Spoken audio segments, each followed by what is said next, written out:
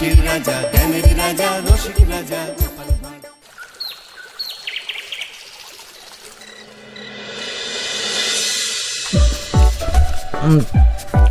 একটা সোনার আংটি, একটা ময়ূরপঙ্খী ধুতি, পাঞ্জাবির জন্য সোনার বোতাম।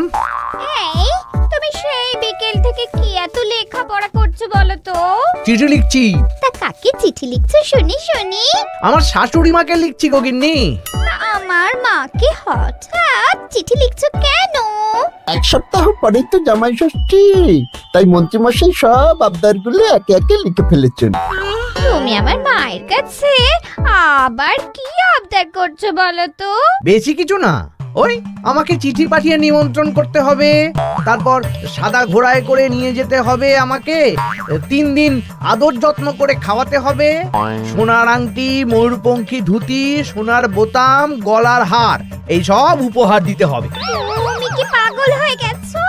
আমার মায়ের কাছে এত কিছু হ্যাংলার মতন চাইছো কেন? দেখো গিন্নি, আমি তো কৃষ্ণনগরের মন্ত্রী, আমার তো একটা আভিজাত্য আছে। আমাকে এরকম রাজকীয় ভাবে নিমন্ত্রণ না করলে আমি এবারে মানবো না। আমার মা এসব পারবেন না। আমি ওই শুধু আম, লিচু, কাঁঠাল খেয়ে জামাই ষষ্ঠী কাটাতে পারবো না। তাহলে তোমাকে যেতে হবে না, আমি একাই চলে যাব। কি জামাই ছাড়া জামাই ষষ্ঠী? হ্যাঁ হ্যাঁ, আমি আগামীকাল সকালেই চলে যাব। এই পোড়া কপালের সংসারে যত কম থাকা যায় ততই ভালো।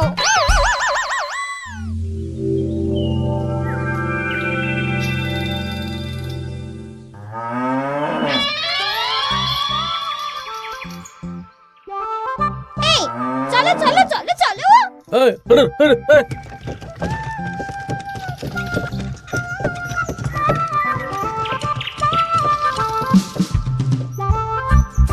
এটা আমার সাথে কি হলো রে বটা ঘটা? লোভে পাপ আর পাপে চাপ হয়ে গেল।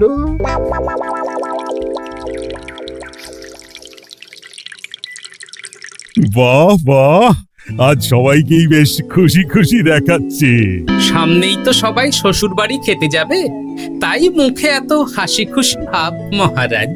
হ্যাঁ, পরের সপ্তাহেই তো জামাই ষষ্ঠী। তা মন্ত্রী, তোমার কি খবর? আমারও ভালোই খবর। তুমি এত চুপচাপ কেন?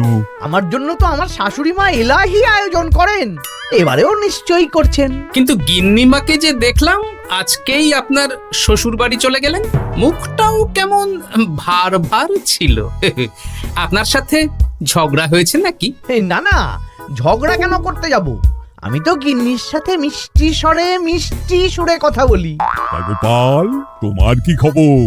আমার আর কি মহারাজ, এখন তো আর আমি জামাই ষষ্ঠী যাই না, আমাদের নিজেদের মেয়ে জামাই আছে, তাদের নিয়েই ব্যস্ত থাকি। ও, তাই এবারে তারা আসছে তো? হ্যাঁ, আমার গিন্নি তো তাদের জন্য অনেক ভাবনা চিন্তা করে রেখেছে। ওই আম, কাঁঠাল, লিচু তো আছেই, তার সাথে ওই ইলিশ মাছ, কাতলা মাছ, 5 রকমের সবজি, 2 রকমের ডাল, আরো কত কি। বাবা বাবা, বেশ বেশ, তাহলে তোমাদের সবার জামাই ষষ্ঠীতে ছুটি থাকবে। সব কেনাকাটা করতে হবে তো।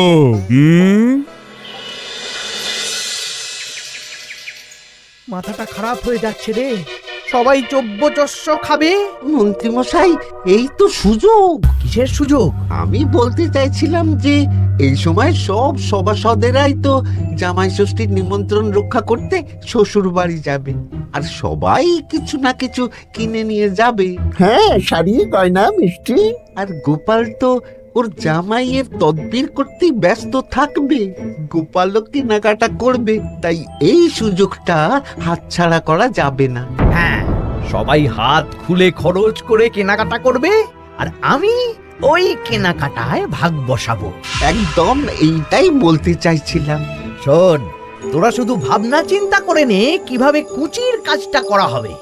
আমি আগামীকাল রাজসভায় একটু বিশদে জেনে নেব যে কে কি কবে কিনছে। কেমন? বেশ, তাহলে তো কাজ আরো সোজা হয়ে গেল। আমরা সোজা কাজ করব, আপনি মজা নেবেন। একদম।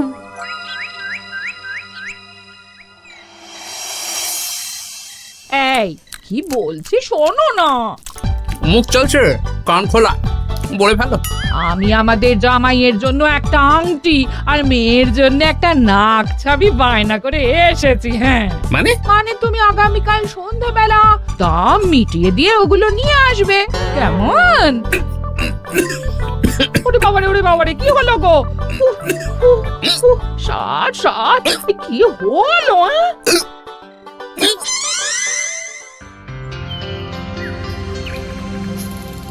তোমার মুখ ওরকম বাংলার পাঁচের মতো হয়ে আছে কেন? আর বলবেন না মহারাজ, গিন্নি আমাদের মেয়ে জামাইয়ের জন্য একটা আংটি আর একটা নাক ছাবি বায়না করে এসেছে। আজ সন্ধেবেলা আবার সেগুলো নিয়ে আসতে হবে। গোপাল তাই খরচের ভয়ে পাগল হয়ে যাচ্ছে। তো বাকিদের কেনাকাটা কত দূর?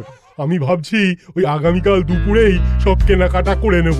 ওই শ্বশুর মশাইয়ের জন্য ধুতি, শাশুড়ি মায়ের জন্য ভালো শাড়ি, হ্যাঁ, আর তারপর ওই ফল মিষ্টি আরো অনেক কিছু, হ্যাঁ, সব কিনতে হবে। আমি তো ভাবছি আজকেই কিনে রাখবো, সন্ধেবেলা একটু যাওয়ার আছে। আমি তো বিয়ে করিনি, তাই আমার জামাই ষষ্ঠী নেই। আমি তাই হাত গুটিয়ে বসে থাকবো। আর বাকিদের? আমার মহারাজ, বুঝে গেছি তোমরা এখন থেকেই ব্যস্ত হয়ে পড়েছ। ঠিক আছে, তাহলে আমি এখনই ছুটি ঘোষণা করলাম।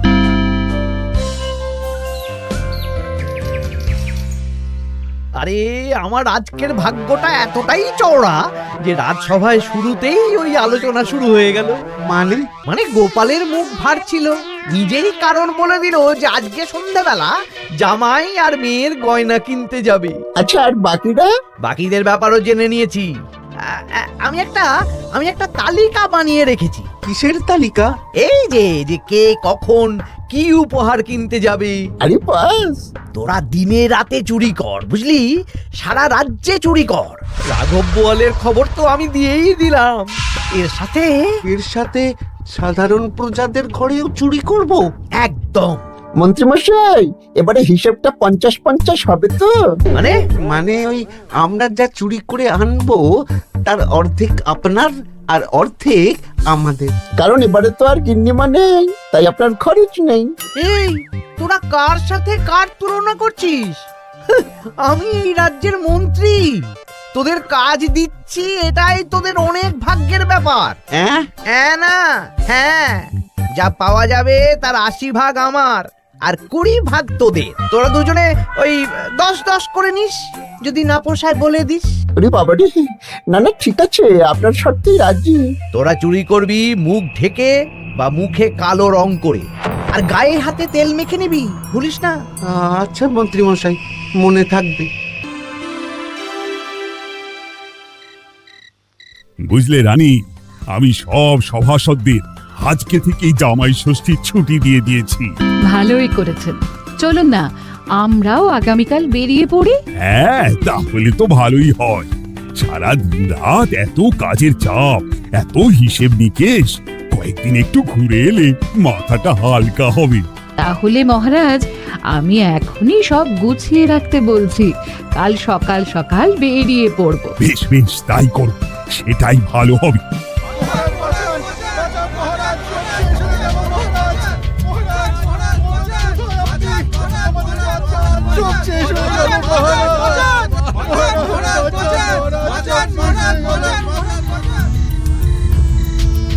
আমি তো আমার শ্বশুরের জন্য একটা পাঞ্জাবি কিনে এনেছিলাম। জানলা দিয়ে চোর শিখ বাড়িয়ে ওই নতুন পাঞ্জাবি চুরি করে নিয়ে পালিয়েছে। আমিও একটু আগে ওই দুটো থলে নিয়ে কেনাকাটা করে ফিরছিলাম, তারপর দেখি দুদিক থেকে দুটো কালো মতন মুখের লোক এলো আর ছোঁ করে আমার হাত থেকে দুটো থলে নিয়ে পালালো। ছি ছি সেনাপতি, তুমি না আমাদের রাজ্যের সেনাপতি, আর তোমার হাত থেকে চুরি হয়ে গেল? দুটো চোরকে ধরতে পারলে না? অনেকক্ষণ ছুটে একটা চোরকে ধরে ফেলেছিলাম মহারাজ, কিন্তু ওর হাতে এত তেল মাখানো ছিল যে যেই হাতটা ধরি অমনি পিছলে পালিয়ে যায়। মহারাজ, আমার তো বাড়ি থেকে দুটো পাতা কাঁঠাল নিয়ে পালিয়েছে, সাথে একটা রূপোর বাটি। ভেবেছিলাম এই বছর জামাইকে রূপোর বাটিতে পায়েস খাওয়াবো, কিন্তু সর্বনাশ হয়ে গেল। বলো কি? আমি তো ভাবছিলাম কালকেই নিজের শ্বশুর বাড়ি চলে যাব, কিন্তু এই পরিস্থিতিতে কি করে আর যাব বলো তো? শোনো সেনাপতি, সবাইকে বলে দেবে আগামীকাল রাজসভায় আসতে, আর রাজ্যে সুরক্ষার ব্যবস্থাও বাড়িয়ে দাও। আচ্ছা মহারাজ। বলি দামটা আর একটু কমাও না। না না না, এর চেয়ে কমে দিতে পারবো না। তুমি যা বলছো তাতে শুধু আংটি হবে, কিন্তু নাক ছাবি হবে না। আরে বাবা, আমার এখন হাত টান অবস্থা, তুমি বোঝার চেষ্টা করো। এক কাজ করো, আমাকে আমাকে তুমি ধারে দিয়ে দাও। আমার কাছে গয়না কেনার একটাই মূল মন্ত্র, আজ নগদ কাল ধার। হয় নগদ দাও, নইলে খালি হাতে যেতে হবে। বেশ, আমি তাহলে কালকেই আসবো, ধারে নিয়ে যাব। হ্যাঁ, বাবা রে বাবা, কি শেয়ানা বুদ্ধি! উহ,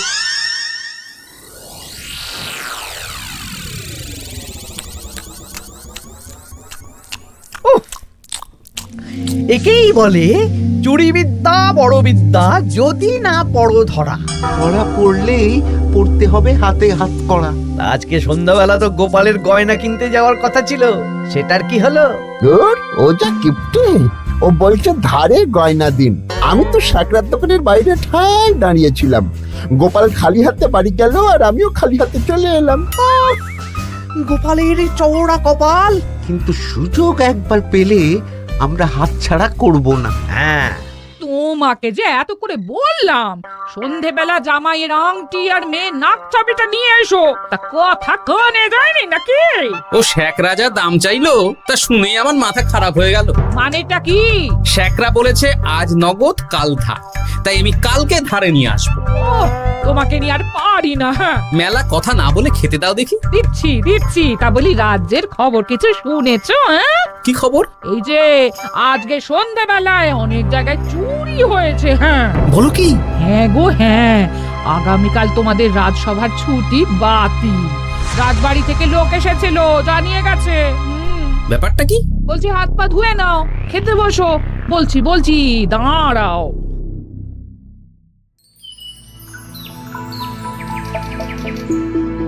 রাজ্যে এতগুলো লোকের বাড়ি থেকে চুরি হয়ে গেল। ভগবানের অশেষ করুণা মহারাজ, আমার বাড়ি থেকে এখনো চুরি হয়নি। হয়নি তো কি হয়েছে, হবে।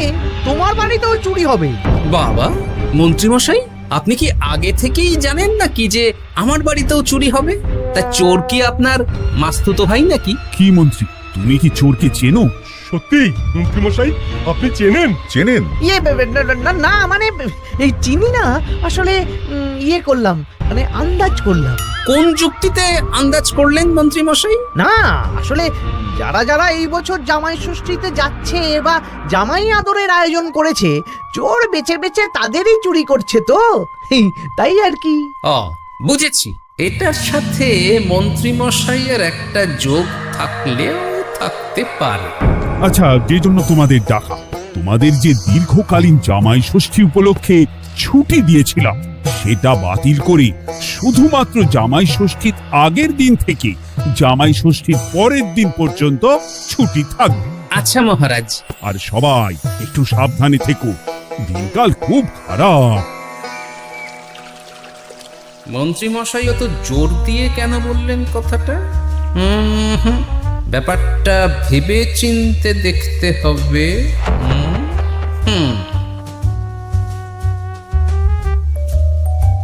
এই তো পুটি, শোন। বলো। বলছি, তুই বাড়ি যাচ্ছিস তো? হ্যাঁ গো দাদু। শোন না, তোর বাবাকে একবার দুপুরবেলা আমার সাথে দেখা করতে বলিস তো। আচ্ছা দাদু, ঠিক আছে, আমি বলে দেব। বেশ, এই তাড়াতাড়ি আসতে বলিস, কিন্তু বেশি দেরি যেন না করে। ঠিক আছে গো দাদু, বলে দেব।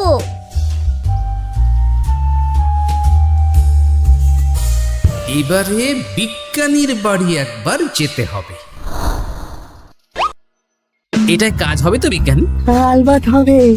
এই হলো আমার আবিষ্কৃত বিশেষ চুলকানি চূর্ণ। একবার লাগলে 10 ঘন্টা চুলকবে। ঠিক আছে।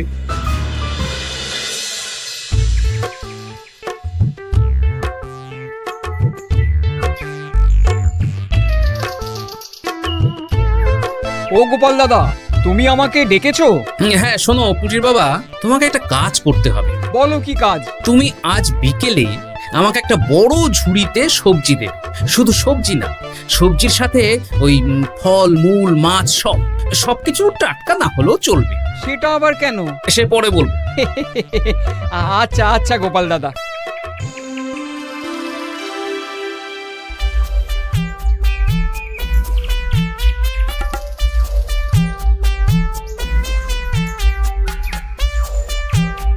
বাবা, পুটির বাবা এত শাক সবজি ফল নিয়ে বাড়ি যাচ্ছ নাকি? না না, গোপাল দাদার বাড়ি যাচ্ছি। জামাই ষষ্ঠীর এলাহি আয়োজন করেছে তো। ও তাই তো, তাই তো। বেশ বেশ, যাও যাও যাও।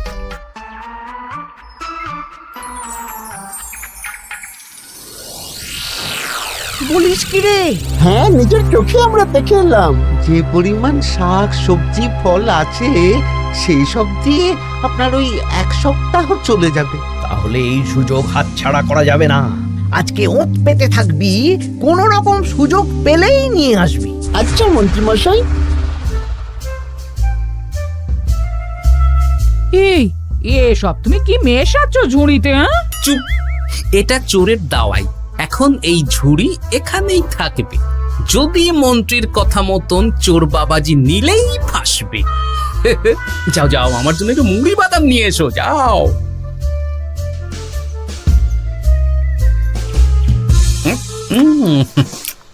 আহা, মুড়ির কি স্বাদ!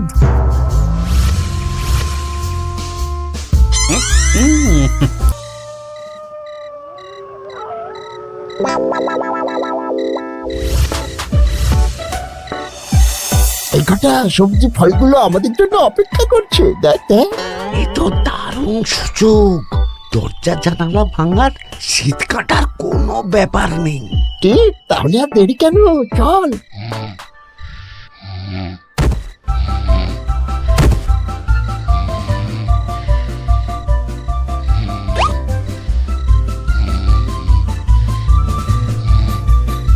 পরিবাবু কি চুল করছে রে?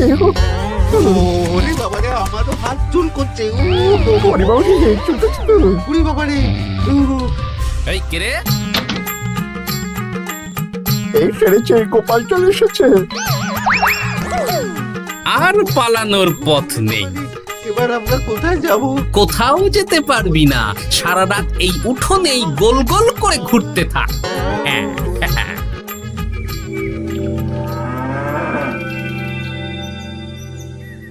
ও এখনো বেটারা এলো না। ওরা ধরা পড়ে গেল না তো? ধরা পড়ে আমার নাম বলেনি তো? না না, আজ আর রাজসভায় যাব না।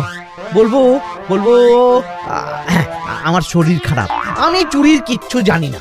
হ্যাঁ,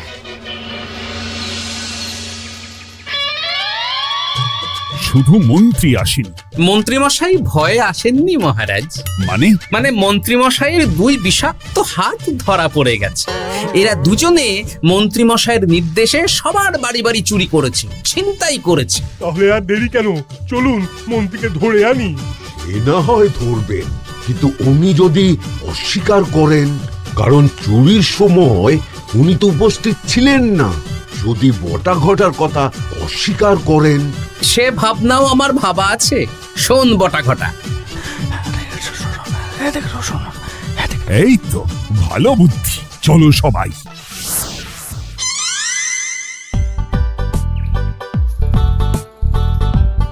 ও মন্ত্রী মশাই। আরে বটার গলা না, দাঁড়া, দরজা খুলছি। না না, খবরদার না, এখন দরজা খুলবেন না। আরে কেন? দরজা খুললে কি হবে? বলছি তো খুলবেন না, আমরা এখান থেকেই কথা বলবো। তোদের চিন্তায় আমি পাগল হয়ে যাচ্ছিলাম। তোদের যে গতকাল সন্ধ্যাবেলা গোপালের বাড়িতে চুরি করতে পাঠালাম, সেটার কি হলো? সেটা আমি পরে বলবো। আগে বলুন, আপনি আজ রাজসভায় যাননি কেন? আরে ভয়ে ভয়ে, আমি ভাবলাম তোরা ধরা পড়ে গেছিস। এবার আপনি দরজা খুললেই দেখতে পাবেন আমরা কি এনেছি। একবার বলে দরজা খুলুন, একবার বলে খুলবেন না। কি হচ্ছেটা কি বটা? এ কি? মন্ত্রী, তাহলে তুমি সেই চোরের মাথা? মানে মাস্তুতো ভাই, আমার চালে সব নিজের মুখে স্বীকার করে নিলেন, আর কিছু না বললেও হবে। না না না,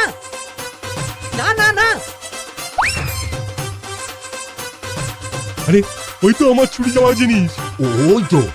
ওই তো আমার শ্বশুর মশাইয়ের ঢিলে করা পাঞ্জাবি। সেনাপতি, মন্ত্রীকে আর বটা ঘটাকে কারাগারে নিয়ে গিয়ে আচ্ছা সে ধোলাই দাও। একদম মেরে জামাই আদর করব। চলুন। আমার ধরা পড়ে গেলাম। এবার সবার ছুটি, যাও যাও আনন্দ করো, খাও আর খাওয়াও।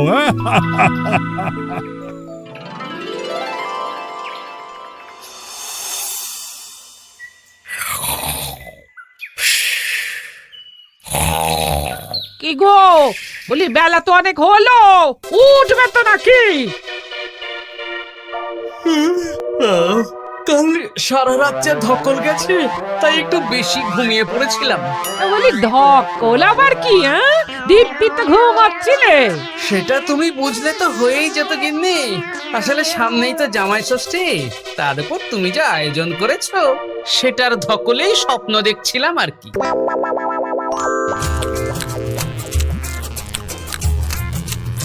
জমানো তুই জমজমাট খাবার, দারুণ হয়েছে রান্না।